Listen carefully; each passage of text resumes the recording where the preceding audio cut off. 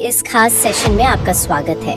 मैंने आज अपने सारे नोट्स और सोर्सेज बिल्कुल सामने रख लिए हैं क्योंकि आज का टॉपिक थोड़ा ट्रिकी है। हाँ, भारतीय संविधान की अनुसूचियां यानी शेड्यूल्स को लेकर हमेशा थोड़ा कंफ्यूजन तो रहता ही है। बिल्कुल, कभी हम ट्रिक्स भूल जाते हैं तो कभी अमेंडमेंट्स याद नहीं रहते। तो आज का हमारा मिशन यही है कि इस कंफ्यूजन को जड़ से खत्म करते हैं। एकदम सही कहा। आज का हमारा गोल बहुत क्लियर है।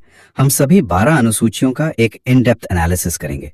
हम इन्हें सिर्फ रटेंगे नहीं बल्कि ट्रिक्स, ट्रैप्स और एग्जाम ओरिएंटेड फैक्ट्स के जरिए समझेंगे ताकि यूपीएससी या स्टेट पीसीएस के लिए ये हमेशा याद रहें। तो शुरू करें। चलो अब पहली स्लाइड देखते हैं। हाँ, पहली स्लाइड मैंने ओपन कर ली है। देखो, इस स्लाइड के बीच में भारत के संविधान की किताब बनी है और उसके ऊपर एक बड़ा सा एरो 8 से 12 की तरफ जा रहा है। 8 से 12 का सफर। राइट। ये टेक्स्ट हमें बताता है कि 26 नवंबर 1949 के मूल संविधान में केवल 8 अनुसूचियां थी, लेकिन वर्तमान में 12 हैं। यानी जो 9वीं, 10वीं, 11वीं और 12वीं अनुसूची है ना, वो संविधान संशोधनों यानी अमेंडमेंट्स के द्वारा जोड़ी गई हैं। अब मेरा एक डाउट है, स्लाइड के नीचे जो एमसीक्यू है उसमें पूछा है कि मूल संविधान यानी 1950 में कितनी अनुसूचियां थी, तो इसका सीधा जवाब 8 ही होगा ना? हाँ, बिल्कुल सही। मूल रूप से 8 ही थी, इसलिए उत्तर सी 8 है। तो हमारा बेस क्लियर है। शुरुआत 8 से हुई और अब 12 है। चलो अब अगली स्लाइड देखते हैं। Okay, moving to the next one. देखो, इस स्लाइड में भारत का एक 3D मैप संविधान की किताब के ऊपर रखा हुआ है और 4 इन्फो बॉक्सेस इस मैप को पॉइंट कर रहे हैं। हाँ, ये है अनुसूची 1, राज्य और केंद्र शासित प्रदेश। ये बताती है कि वर्तमान में 28 राज्य और 8 यूटीज हैं। यहाँ एक जरूरी पॉइंट है कि 2020 में दादरा नागर हवेली और दमन दीव का विलय करके एक यूटी बना दिया गया। साथ ही जम्मू कश्मीर विधानसभा वाला यूटी है, जबकि लद्दाख बिना विधानसभा वाला। एक डाउट था मुझे, यहाँ टेक्स्ट में लिखा है कि नया राज्य बनने पर पहली अनुसूची में संशोधन अनिवार्य है। ऐसा क्यों? देखो, क्योंकि इसी अनुसूची में सभी राज्यों और उनके एरियाज की ऑफिशियल लिस्ट है। अगर बॉर्डर बदलेगा तो नया डेटा यहीं अपडेट होगा। एमसीक्यू का भी यही जवाब है कि नए राज्य निर्माण पर पहली अनुसूची बदलनी होगी, तो नया राज्य यानी अनुसूची 1 अपडेट। चलो अब अगली स्लाइड देखते हैं। राइट, तीसरी स्लाइड आ गई है। देखो, इस स्लाइड में संविधान की किताब के चारों तरफ सोने के सिक्के जिन पर रूपी सिंबल बना है वो उड़ते हुए दिखाए गए हैं। सोने के सिक्के मतलब पैसे की बात होने वाली है। बिल्कुल, ये अनुसूची 2 है जो वेतन और भत्ते से जुड़ी है। इसकी ट्रिक बहुत बढ़िया है। 2 नंबर का पैसा। इसमें राष्ट्रपति, राज्यपाल, जजेस और सीएजी आदि के वेतन की डिटेल्स हैं। ये वेतन भारत की संचित निधि यानी कंसोलिडेटेड फंड पर भारित होते हैं। इसका मतलब है कि संसद में इन पर सिर्फ बहस हो सकती है, वोटिंग नहीं। और हाँ, उपराष्ट्रपति को वेतन राज्यसभा सभापति के रूप में मिलता है।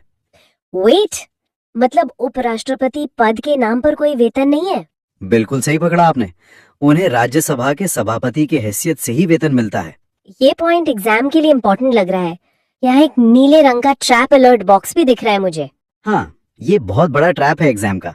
प्रधानमंत्री या मंत्रियों के वेतन का जिक्र अनुसूची 2 में नहीं है, इसलिए एमसीक्यू में भी प्रधानमंत्री सही विकल्प होगा जिसके वेतन का उल्लेख इसमें नहीं है।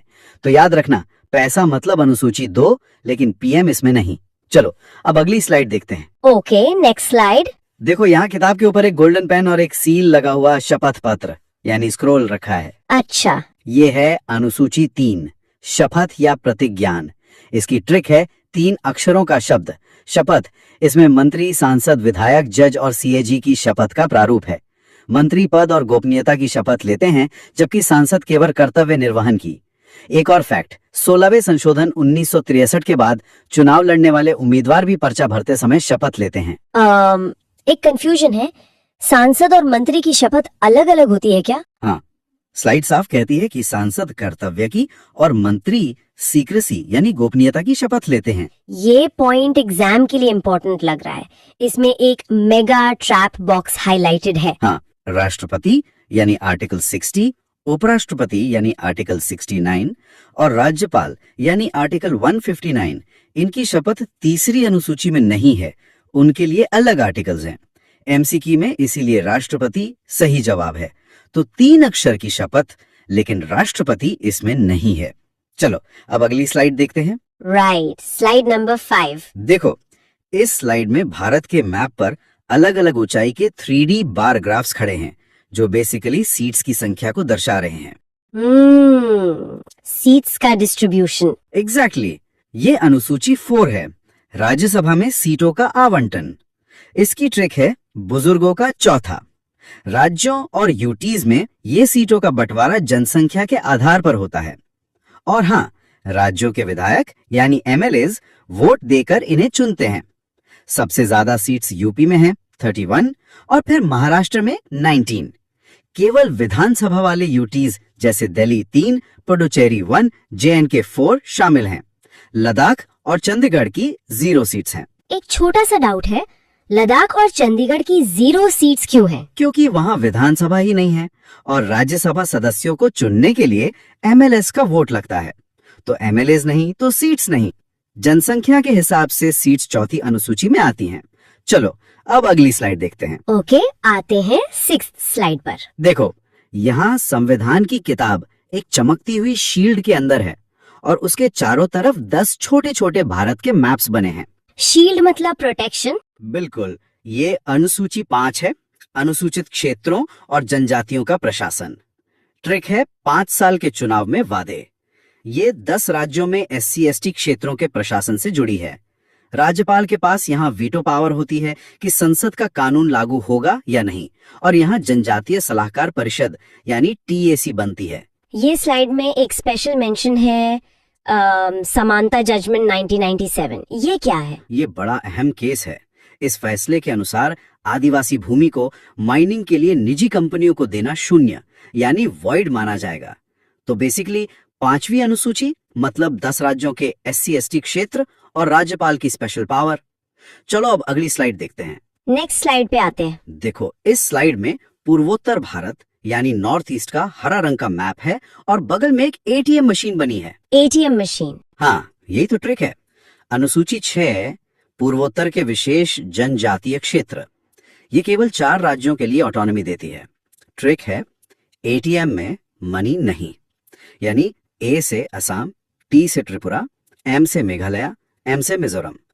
यहाँ ऑटोनॉमस डिस्ट्रिक्ट काउंसिल्स यानी ADCs बनती हैं जो अपनी मिनी सरकार चलाती हैं। ये मिनी सरकार का प्रैक्टिकली क्या मतलब हुआ? स्लाइड के टेक्स्ट के अनुसार ADCs को खुद के नियम और प्रशासन चलाने की एक विशेष स्वायत्तता यानी ऑटोनॉमी मिली हुई है। अच्छा, वैसे ये पॉइंट एग्जाम के लिए इम्पोर्टेंट लग रहा है। यहाँ ट्रैप अलर्ट दिया है मणिपुर के बारे में। हाँ, वही ट्रिक। ATM में मनी नहीं का मतलब ही यही है कि मणिपुर यानी मनी इस अनुसूची में शामिल नहीं है। MCQ में इसीलिए मणिपुर सही विकल्प होगा। तो छठी अनुसूची सिर्फ असम, त्रिपुरा, मेघालय और मिजोरम के लिए है। चलो अब अगली स्लाइड देखते हैं। Right, 8th slide. देखो, यहाँ किताब के पीछे 3 अलग अलग रंग के चमकते हुए पिलर्स खड़े हैं, नीला, हरा और संतरी, जो 3 सूचियों को दर्शा रहे हैं। 3 लिस्ट्स। हाँ, अनुसूची 7 है, शक्तियों का बंटवारा। ट्रिक है 7 नहीं रहे तो बंटवारा। इसमें 3 सूचियां हैं, संघ सूची यानी यूनियन लिस्ट जिस पर संसद कानून बनाती है जैसे रक्षा, रेलवे, राज्य सूची जिस पर राज्य सरकार बनाती है जैसे पुलिस, और समवर्ती सूची यानी कॉन्करेंट लिस्ट जिस पर दोनों कानून बनाते हैं। अच्छा, पर अगर समवर्ती सूची के किसी विषय पर केंद्र और राज्य दोनों ने अलग अलग कानून बना दिया तो फिर क्या होगा? स्लाइड में स्पष्ट लिखा है कि टकराव होने पर केंद्र का कानून ही मान्य होगा। तो 7वीं अनुसूची 3 सूचियों के बारे में है। चलो अब अगली स्लाइड देखते हैं। ओके। देखो, इस स्लाइड में किताब के ऊपर एक तराजू रखा है जहां स्टेट से 5 ब्लॉक उठकर कॉन्करेंट वाले पलड़े में जा रहे हैं। वेट शिफ्ट हो रहा है। एग्जैक्टली ये 7वीं अनुसूची के विषयों की संख्या और 42वें संशोधन के बारे में है। संघ सूची में 97 से 100 विषय हो गए हैं, राज्य सूची में 66 से 61 हो गए और समवर्ती सूची में 47 से बढ़कर 52। 42वें संशोधन 1976 द्वारा 5 विषय शिक्षा, वन, नापतौल, वन्य जीव आदि को राज्य सूची से हटाकर समवर्ती सूची में डाला गया। तो MCQ में पूछा है कि शिक्षा वर्तमान में किस सूची का विषय है? तराजू के हिसाब से ये अब समवर्ती सूची में है ना? बिल्कुल, पहले राज्य में था पर 42वें के बाद अब शिक्षा समवर्ती सूची में है। यानी राज्य की 5 शक्तियां संवर्ती में चली गई। चलो अब अगली स्लाइड देखते हैं। हाँ, नेक्स्ट स्लाइड। देखो, यहाँ संविधान की किताब के चारों ओर अलग अलग भाषाओं के अक्षर, जैसे हिंदी का अ, बंगाली का बा और तमिल का ता, कलरफुल बबल्स में तैर रहे हैं। राइट। ये है अनुसूची 8, भारत की आधिकारिक भाषा है। ट्रिक है 8 थाट। 1950 में लागू मूल संविधान में केवल 14 भाषाएं थी, पर वर्तमान में कुल 22 भाषाएं शामिल हैं। मूल संविधान में कितनी भाषाएं थीं? एमसीक्यू में यही पूछा है। हाँ, और स्लाइड के अनुसार इसका सही जवाब बी 14 होगा। ये पॉइंट एग्जाम के लिए इम्पोर्टेंट लग रहा है। स्लाइड में एक बड़ा मेगा ट्रैप बॉक्स हाईलाइट किया हुआ है। बिल्कुल, एग्जाम में अक्सर फंसाया जाता है इस पॉइंट पे। याद रहे, इंग्लिश, राजस्थानी और भोजपुरी 8वीं अनुसूची में शामिल नहीं है। तो 8वीं अनुसूची में 22 भाषाएं हैं, पर इंग्लिश और भोजपुरी नहीं। चलो अब अगली स्लाइड देखते हैं। Okay, slide 11। देखो, इस स्लाइड में किताब के ऊपर 2 बड़े 3D नंबर्स 21 और 71 रखे हुए हैं। अमेंडमेंट्स के नंबर्स? हाँ, भाषा संशोधन भाग 1, 21वें संशोधन 1967 के द्वारा 15वीं भाषा के रूप में सिंधी को जोड़ा गया। फिर 71वें संशोधन 1992 द्वारा 3 नई भाषाएं आईं। इसकी ट्रिक है नमक। एन से नेपाली, एम से मणिपुरी, के से कोंकणी। इनके बाद कुल 18 भाषाएं हो गई। स्लाइड के एमसीक्यू में पूछा है कि 71वें संशोधन द्वारा कौन सी भाषा नहीं जोड़ी गई? ट्रिक नमक के अनुसार नेपाली, मणिपुरी और कोंकणी तो जोड़ी गई, सिंधी तो 21वें में जोड़ी गई थी, तो उत्तर सी सिंधी होगा। 21 से सिंधी और 71 से नमक, टोटल 18। चलो अब अगली स्लाइड देखते हैं। हाँ, इसमें भी भाषाएं हैं। देखो, यहाँ हवा में गणित का समीकरण तैर रहा है। 21 + 71 = 92। अच्छा, मैथ ट्रिक। एग्जैक्टली। भाषा संशोधन भाग 2 की जादुई मैथ ट्रिक यही है। पिछले दोनों को जोड़ें, 21 + 71 तो आता है 92। 92वां संशोधन 2003, जिसके द्वारा अंतिम 4 भाषाएं जोड़ी गईं। ट्रिक है BDMS। बी से बोडो, डी से डोगरी, एम से मैथिली, एस से संथाली। टोटल 22 पूरी हो गई। एमसीक्यू में यही पूछा है कि बोडो, डोगरी, मैथिली और संथाली किस संशोधन से आई, तो सीधा गणित ही है। बिल्कुल, 21 + 71 = 92, तो सही जवाब 92वां होगा। तो ये थे 3 संशोधन। चलो अब अगली स्लाइड देखते हैं। Okay, slide 13। देखो, यहाँ एक बड़ी सी लोहे की तिजोरी यानी सेफ है, जिसके अंदर जंजीर और ताले से बंधी हुई संविधान की किताब रखी है। तिजोरी मतलब कुछ बहुत सेफली लॉक कर दिया है। भाई, तो ये है अनुसूची 9, भूमि सुधार और पहला संशोधन। ट्रिक है संपत्ति छीनेगा तो कहेंगे NO 9। जमींदारी प्रथा खत्म करने के लिए इसे प्रथम संविधान संशोधन 1951 द्वारा जोड़ा गया। इसका मूल उद्देश्य था कि जो कानून इस तिजोरी में डाल दिया जाए, अदालतें उसकी जुडिशियल रिव्यू नहीं कर सकेंगी।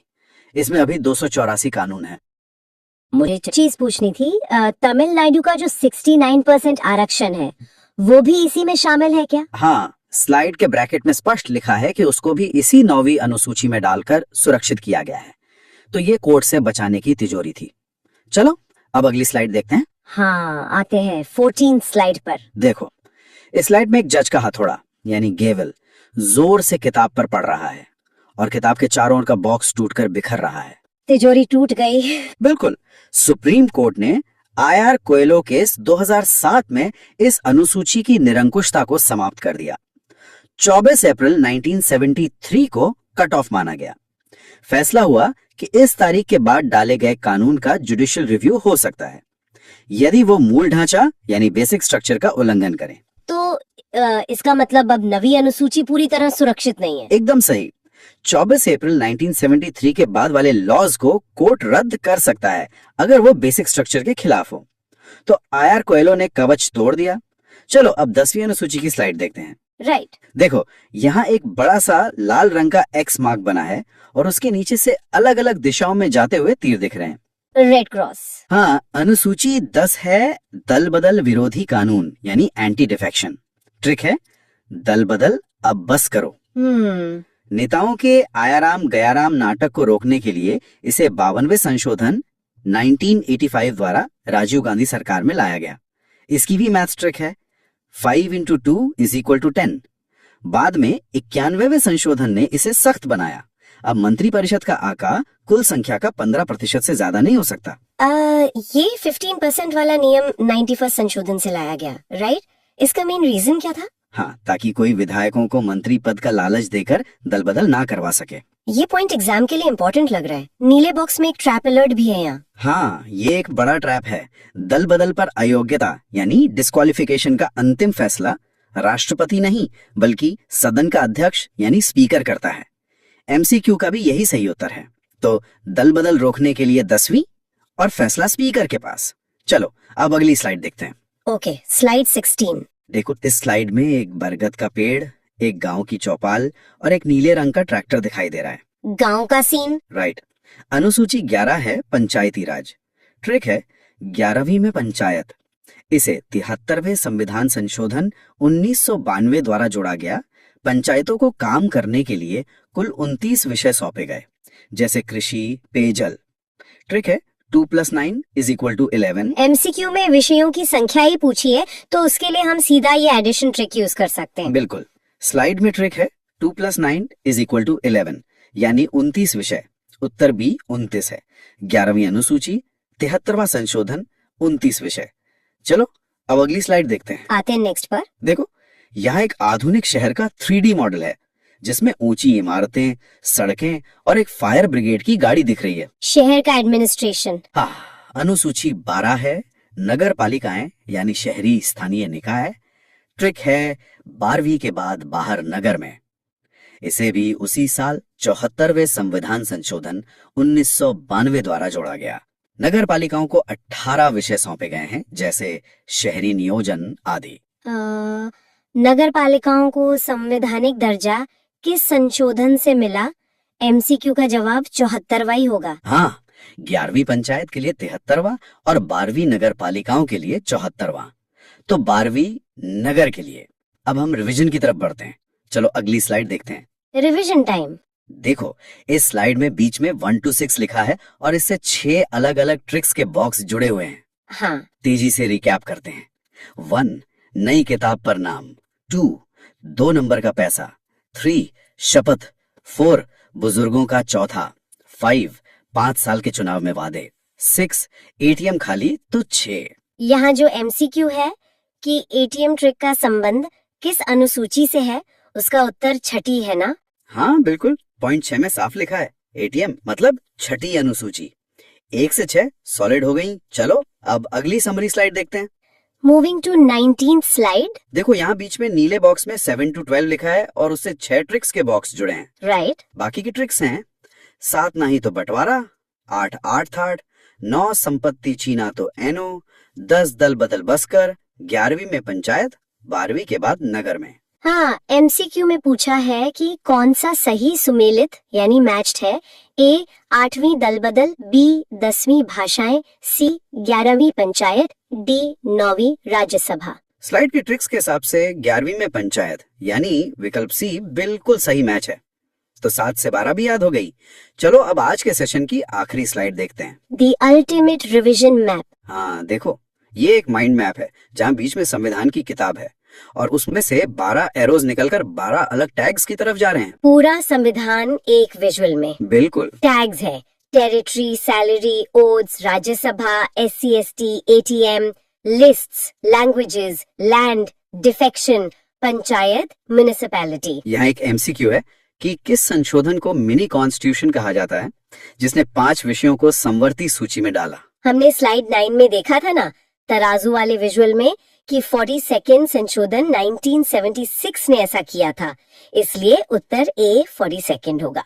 इस माइंड मैप से पूरा 12 अनुसूचियों का स्ट्रक्चर एक नजर में कवर हो जाता है। सच में इन ट्रिक्स के साथ याद रखना बहुत आसान हो गया है। तो इस तरह हमने 8 से 12 तक का सफर समझा और देखा कि संविधान कैसे वक्त के साथ 9वीं से 12वीं अनुसूची जोड़कर बदलता रहा। राइट। पर जाते जाते एक सवाल आता है दिमाग में, अगर आज के दौर में इंटरनेट या AI को लेकर कोई नई सूची बनानी पड़े तो क्या भविष्य में हमें 13वीं अनुसूची देखने को मिल सकती है? That's a very interesting thought. संविधान एक लिविंग डॉक्यूमेंट है, तो आगे चलकर जरूरत पड़ने पर बिल्कुल हो सकता है। एग्जैक्टली। आप सब भी लोग इस पर जरूर विचार कीजिएगा। आज के इस डीप डाइव में बस